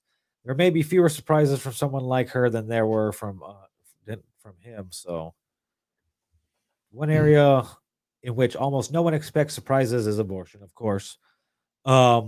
Trump's vow to appoint justices ready to overrule Roe versus Wade. She's doubtless tell senators that the Roe decision is a settled precedent, as she did when Trump nominated her to the appeals court in 2017. So maybe that's cut and dry. I mean, you'd like to hope that a lot of this stuff is scare tactics, man, and they'll leave settled law where it is. But you're just setting yourself up for disaster. Like, we keep expecting these people to do the right thing. Yeah. Mitch is going to do the right thing. Lindsay's going to do the right thing. Oh, and then they fucking fuck us, dude. Like that's they've been doing the right thing till they can get where they need to be to do what they want to do, or they've been doing what we want to do. They're all going to do the right thing, right up our fucking asses with no lube, motherfuckers. Anyways, so yeah. She's the Chief Justice, who has occasionally voted with what had been a 4-member liberal wing in cases on healthcare, abortion, and immigration, would have less incentive to do so on a reconfigured court. So that's probably going to end. As of right now, gun rights. I'm sure we know where she stands on that. Yeah, she said she would have limited the sweep of federal law forbidding people with felony convictions from owning guns. She drew on originalism, a legal theory championed by Scalia that seeks to interpret the Constitution as was originally understood. But she appeared to have gone further than her former mentor. 2008 majority opinion in the District of Columbia versus Heller, which established an individual right to own guns for self-defense in the home. Nothing in our opinion should be taken to cast doubt on long-standing prohibitions on the possession of firearms by felons. In her dissent, Barrett wrote that the law forbidding people with a felony conviction from owning guns should not apply when crimes at issue were nonviolent. Which, yeah, if you're a nonviolent felon, you should still be able to own a firearm. Because there's a lot of shit you get a felony for. You're like, that's a felony? This country is so obsessed with guns that you might as well. I mean, yeah, yes, they should. Everyone else has them. You're gonna put fucking, what do you millions of guns on the streets? Then where do you stand? Yeah. Where do you stand on guns? I think we'd be a better community without them, but I don't know how you get rid of them. I don't know how you even get there to that point without a whole bunch of ugliness. So if everyone else can have their guns, then fucking, I'd like to have my guns too. Yeah, I'm like I said, I'm a pro everything type of person, basically. Yeah, I believe in restrictions, but yeah, me like I can't get a fucking law passed for shit about it. So yeah, I definitely think there need to be expanded background checks. Mental health should be amongst those laws, red flag laws, national registry. Oh, definitely. And the only thing, one of the main things that I think actually, like that Trump has said since he's been president is about gun licensing. Why is it that that we can't have a national gun license where we could travel, where a gun license is recognized in all 49 other states than the one that you live in? Like my gun license in Indiana, I think there's 19. I'm probably wrong on that, but I think there's only a certain number of states that will honor my license when I'm there. Right. And it's none of the states that I fucking go to regularly, of course. Like I don't, so, but there's other states where I could go get one. Like I think it's West Virginia or Virginia. You could go online and get your gun license there, right? And that license is recognized at in 41 states. But I agree with Trump that we should have a national license that's good all over. He's like, you have a driver's license, right? You have a driver's license, yeah, which is honored by every fucking state you go to, even though it's a state issued license. But your right to carry guns, is a national thing. It's a constitutional thing. Well, what are the federal gun laws? I know you go to jail for illegally possessing them. I mean, is there any laws? Is there any federal legislation protecting gun owners? Is that just the Second Amendment? Is that all we have? That's basically all I believe it is. Why don't they pass some fucking federal laws then that override the state laws? It goes. If you want to connect 50 states, you have to do it federally. Exactly. So, but then that's going to take manpower and resources they probably don't want to fucking commit to. But I like that idea. Yeah, my driver's license is good. I can go to fucking Vegas with my driver's license and fucking drive out there. Why can't I take my gun to Vegas? Nevada don't honor fucking Indiana's gun permit, which is weird because they're both fucking gun-friendly states. In Indiana, you don't even have to register a gun. See, shit like that, bro. Like there's no Rona, no weed, no. But yeah, in Indiana, I go buy a gun, they fucking do a background check right there. It takes about 17 to 25 minutes usually. You buy 20 of them and then you lose them to fucking someone from Chicago, bro. And that's why we have a fucking gun problem. But when I lived in California, it was a 10-day waiting period. Went and bought the gun, did my fingerprints, filled out the paperwork, 10 days. Yeah. They didn't even fucking fingerprint me out here. There's nothing. It's just like, oh, here's your gun. I was like, holy shit. Yeah. And if you go to the gun shows out here, it's even better. Here you go, give me the fucking money.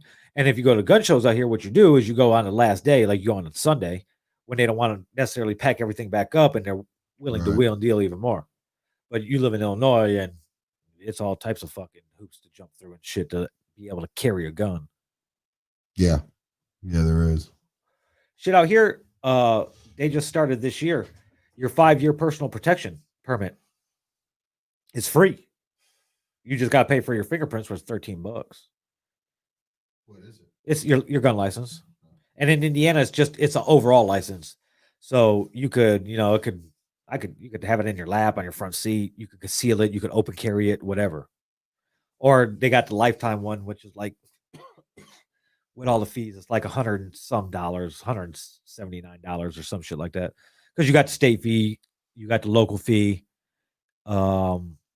Yeah, Jason. I'll get to that in a second. You got the fingerprint fee, state fee, local fee, and shit like that.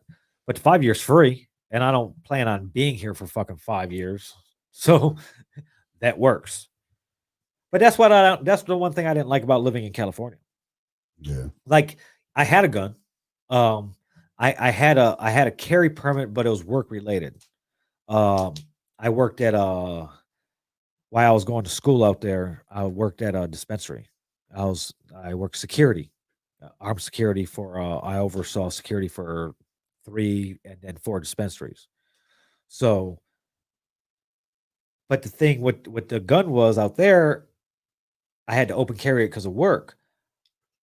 But I could still do that if I just wore my security shirt everywhere where I went. Be like, oh, I'm fucking on break or whatever the case may be. Let's see. Jason, red flag laws can be a very slippery slope. Yeah, they can. But somebody that's taking a bunch of lithium because they're bipolar should not have a gun. Yeah, you're right. It's one of those cases where you have to trust the authorities to make the right call, bro. There's people out there. They have, like in Florida, I know that my buddy had a situation. They came and took his guns. So I know that, and that was some years ago now, but there is some version of it out there in some states already. If someone's mentally ill, bro, or has a lot of drug problems, like even if it's not permanent, even if it's just a temporary take till they meet certain requirements to get them back, like there could be safeguards put in place for you to retain possession of your things. But if you're deemed a danger by people that you trust to make these kind of judgment calls about people, which we do, right? That's what the authorities are for, right? Yeah, that's exactly what they're for. Like trust them to do their job well, bro, and trust them. At the end of the day, could a couple people wrongly get screwed? Possibly, but again, we're erring towards public safety. So I'm willing to roll the dice on a little bit of misfortune on small scales for large scale public safety. What Anthony says, he said, what if I get a gun? What if I can't get a gun license in Illinois? Can I get one elsewhere? Well, that all depends. Are you a resident? Why a resident of that state? Not necessarily. What why can't you get one in Illinois? Or is that just a hypothetical thing? Because it all depends on why you can't get in Illinois. Like for instance, I've been thinking about I probably shouldn't say this right now on the air, so I won't. But I've been thinking about moving to Illinois. I'll get an Illinois license. I'll get my Ford card. But since I own a business that's in Indiana, I could keep my gun license in Indiana, and I'll be able to travel back and forth between both states with my gun, concealed or open carried, or what I don't know what Illinois law is about open carry, so I'd have to look that up. Open carry, they have a concealed carry. Okay. Like I said a couple minutes ago, like with the Indiana one, I could fucking whatever I want. I can open carry it or whatever. So, but it all depends. There's like I said, either Virginia or West Virginia. You could just apply for one. They'll just give them to you. Like here you go, and you could use that. You could use that one to piggyback on being able to take your gun to other states, because there's some states that like. Hold on, let me look this up now. But I will say this, Anthony, there is no state that you're going to go and you're going to get a gun license and it's going to make it okay for you to carry a gun in Illinois. No, I think Illinois don't. Illinois is like California. They don't. California the same way. That ship has kind of sailed. There might be some states you could carry it again, but it won't be in Illinois. I lived in San Diego. San Diego County is big as fuck and got a lot of people. It's second most populous county next to LA County. Now, in LA County has millions of.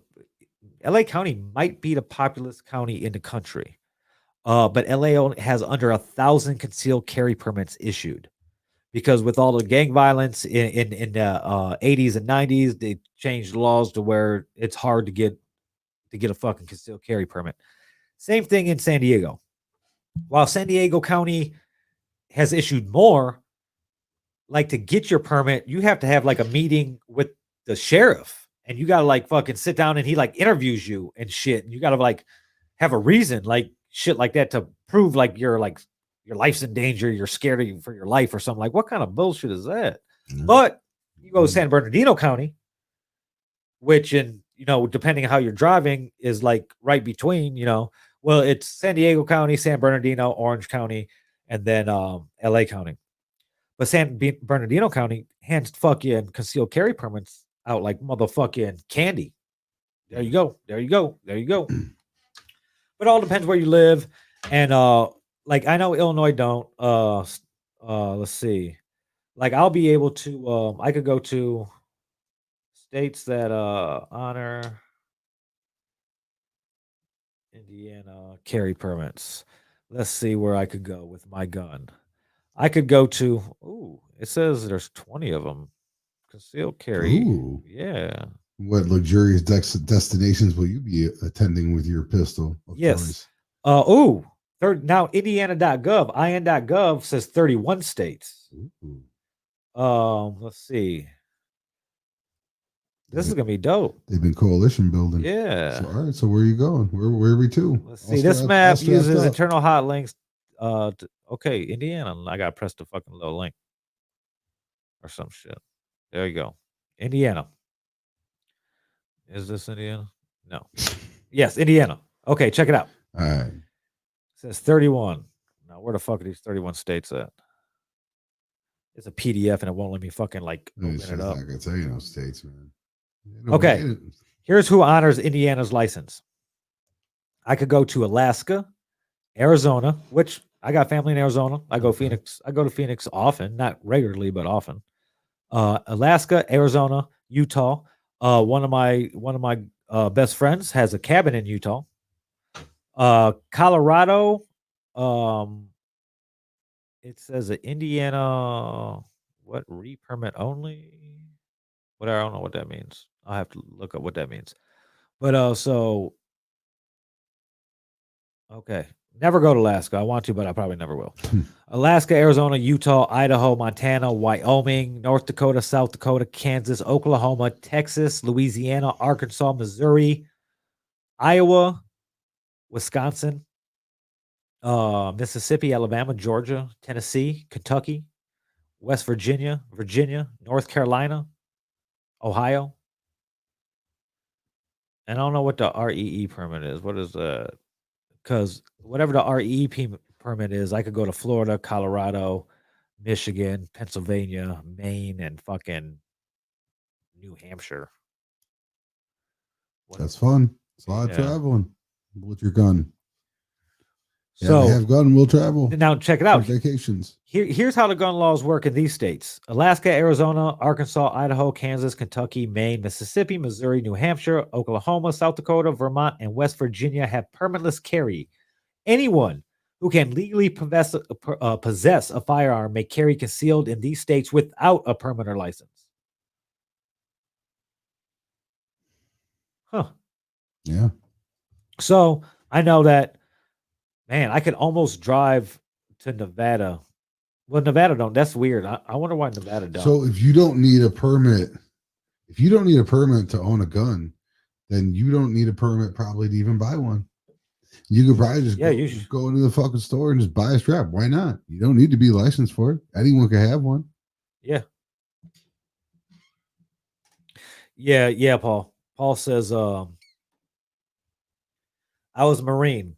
and guns are great, but in no way do I feel guns should be a right for all people. Training, care, storage, etc. should be taught. It should be a privilege, not a right. That's it's now that you look at it, that's what I was getting when I was talking about the driving thing. Driving a driver's license is a privilege in the state that you reside, they say, but it is recognized in all other states. While you have the right to bear arms, that was the second thing in the Constitution. They're like, oh, before we go any further, you can have fucking guns. Like with a well-regulated militia and things like that's very interpretable. It wasn't as cut and dry as guns for fucking everybody. In fact, that's not how things were ran back in the day. Like they could come take your guns at any time. It was funny. Well, yeah, but everybody had guns.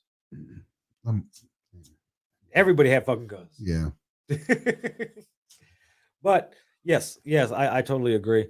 There should be some type of, well, like in California, when you go buy a gun, you have to take a test. Like when you go get your license, you got your fucking written test. You got to take a little written test. I think it's like 30 questions, and you have to get like fucking 85 or 90% or some shit. One of those two to even be able to buy the fucking gun. You know, I see some of the countries in Europe that really don't have any guns in them, and I kind of see what could be, but I don't know how to get from there to here, or from here to there. It would start with getting the gun lobby out of Congress, but then there would have to be, I don't know. I didn't even want to sit here and speculate on what you'd have to do to get the guns out of America and what would come of that, because some people will just lose their shit. Yeah. You know, so like, would it be full blown war over it? Maybe. But don't worry, guns ain't going nowhere. They never will. Yeah, I don't see how you even go about doing that. I was online looking at Cabela's on the way here. I was stuck by a train and I was looking at guns, see what they had on sale. So yeah. So the Breonna Taylor stuff was what you wanted to go in on? Yeah, I got that off. So you got that off your chest. All right. I wanted to get into something a little bit. It don't really matter because here's the thing. Hold on. Here's the thing. Even though this should matter, it doesn't. New York Times released a bombshell. It was like it was like an old school expose. They released the bombshell Trump tax report, and it wasn't even in-depth shit. It wasn't as in-depth as we would have wanted. They're releasing it in volumes, and I think they're still releasing pieces of it. It was like 5 or 6 different volumes. But everybody watching right now, you paid more taxes than Trump did. Yeah. In 2016 and 2017, $750 he paid in taxes. $750 to the U.S. government and $130,000 to Stormy Daniels. Yeah. Yes. $130,000 to Stormy Daniels. Mm-hmm. But no, and you know how he's repeatedly said that he can't release his tax returns because he's being audited right now. He's going through an audit. Well, we found out what the audit was for exactly, and the consequences of the audit. Hit him with the bullshit. The audit. Hold on. Let me get the exact number. I know it was 72. I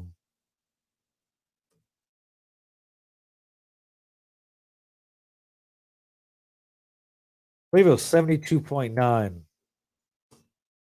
I want to say it was 72.9. Okay.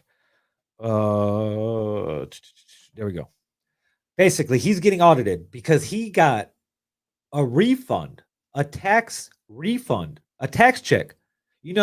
You think you're getting a lot back every year if you got a couple kids and you get like $8-9 grand back. You're like, yeah, I'm about to buy a car or something. We about to go on vacation, some shit like that. Guess what? That's not how it goes. You think that little 8-9 grand was a lot? He got back over $70 million in a tax return check. Well, it was a direct wire transfer. Yeah. Still. It's a good day. Yeah, it's a fucking excellent day. So he's being audited for this, for the things that he wrote off. $70,000 in hair care product or hair care, getting haircuts and stuff. $70,000. Yeah, and then the 90,000 to was it Ivanka or his other daughter? No. Hold on, it gets better than that. Do tell. It was hold on, I gotta figure out what my password is. Yeah, of course. If I could read this. Probably not what it is, but no, I'm gonna be able to read this. Hold on, let me go to the other article. Okay, so anyway, what he did was there was a fee paid, a $700,000 fee or some shit, right? It didn't say who it was. It said what it was for, but not who it was to. But there is one. See, it's all New York Times. Come on, nobody else fucking. They got the story. Yeah, they got the story. Okay, here we go. Okay, $700,000 consulting fee, but it was paid to Ivanka, right, or to a company she was working for, basically. Let me log in with fucking something. The fuck.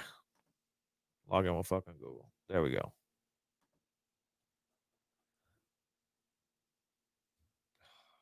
Continue without subscribing. Thank you. All right. First of all, Trump paid no federal income taxes in 11 of 18 years that the Times examined. In 2018, after he became president, his tax bill was only 2017. After he became president, his tax bill was only $750.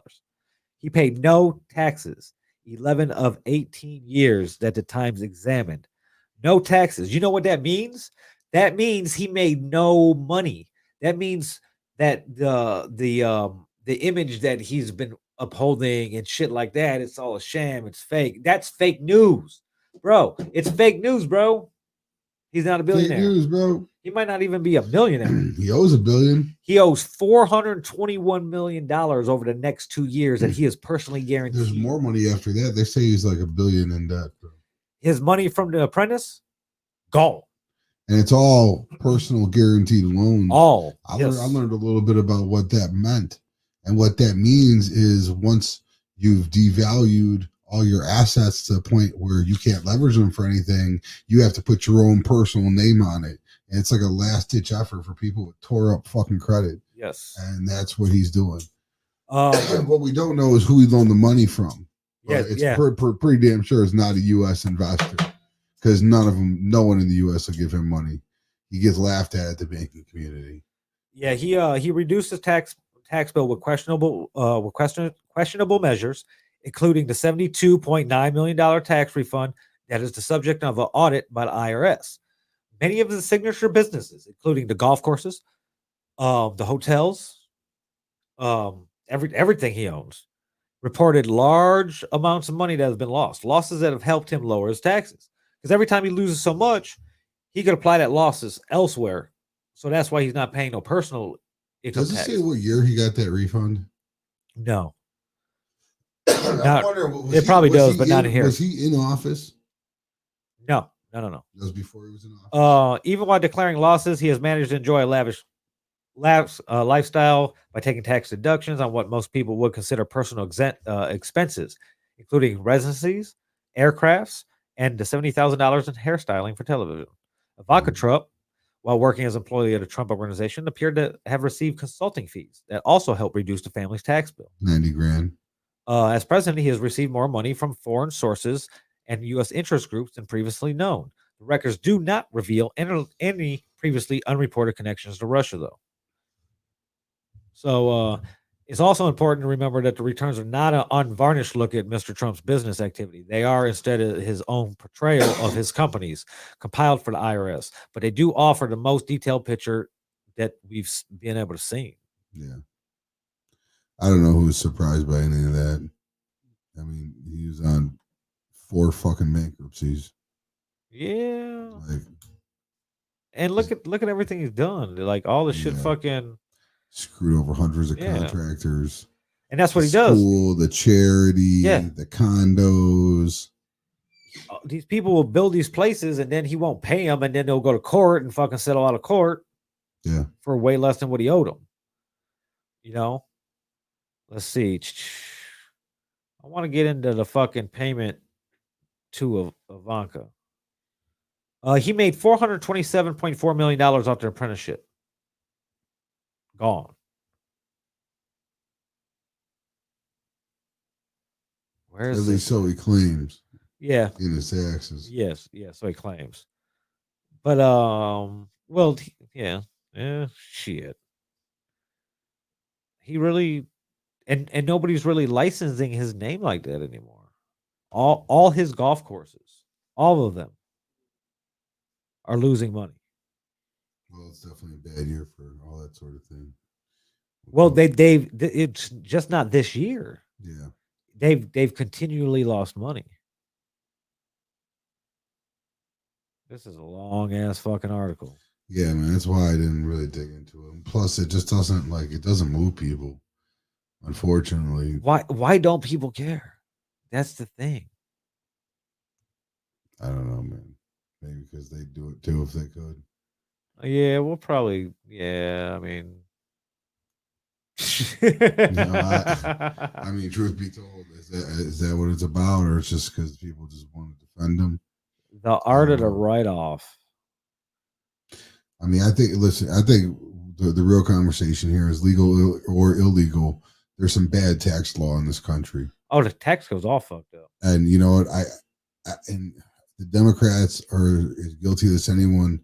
When they are always, every election cycle, it's we're going to reform the tax code, and they never do shit.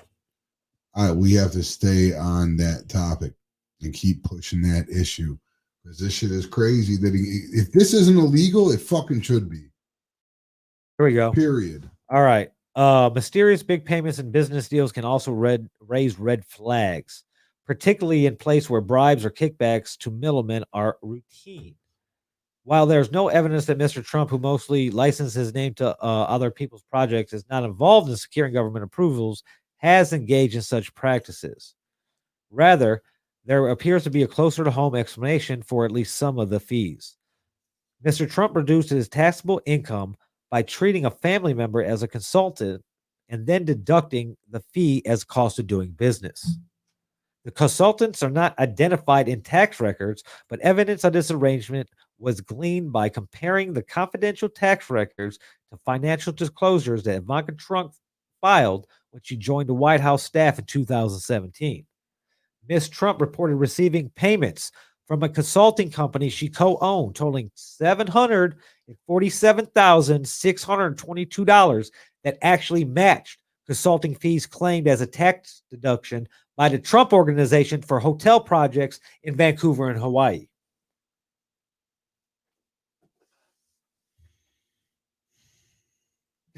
Man, I mean, you know, it's as red flag as it can get, but nobody cares. Like and it's so fucking crazy. Like they made this the state of play, bro. This is how we're getting down now. This is why I don't give a fuck about Bo or Hunter Biden's $25 million for this same shit. Like, they made this okay, bro, by putting him in office. They said that this is acceptable. So, I don't know what to say about it. It's fucked up. It's a pattern of criminality that goes even beyond just this tax stuff.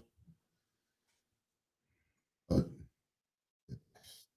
shit doesn't move you. Here's the thing that I was telling you about earlier. The guy who runs the IRS now. Look at this bullshit. Like it's fucking government corruption at its fucking finest. He put all his cronies in. Look at this. IRS chief makes more than $100,000 per year off Trump property. I'm not surprised. The commissioner of IRS, who is responsible for releasing President Trump's tax returns to Congress, owns 2 rental properties at the Trump International Waikiki that he profits off of while in office. I mean, why they're like probably apartments that he puts on Airbnb and shit. That's probably not bad, but it's kind of a. There's just always, like, with Trump, there's always that tie. No matter who it is, there's always something. But something like this afoot. But it gets deeper. He failed to disclose his connection to the Trump property when first appointed. There's a fucking shocker. He was dishonest. No. Yeah. No. Unthinkable. But I'm not gonna rail on the Cheeto Chief too bad tonight because he did it himself last night. You know, it just reminds me of Dave Chappelle, man. What can I say about Donald Trump that hasn't already been said about Afghanistan? Bombed out and depleted. Oh shit, man. Anyway, that about wraps us up tonight. We're at even 2 hours and 50 seconds. I want to thank you guys for tuning in. Thank you guys for working in the comments. Yeah, man, I always appreciate the support. You guys awesome. Probably you guys have probably liked the Facebook page. We sent out mass invites last week between me and Rich. A lot of people on Rich's friends list on Facebook went ahead and liked that. Appreciate thanks. You guys. We've had about 200 likes in the week that we put it up. And today's episode was the first thing that we put on there, so I'm assuming we'll lose some likes. But we're on every Wednesday at 5:00. You guys could find us on our Facebook page, White Devils Podcast. You could go to robvillain.com and scroll down a tiny bit. We're streaming from there. That's ROBVILLAIN.com.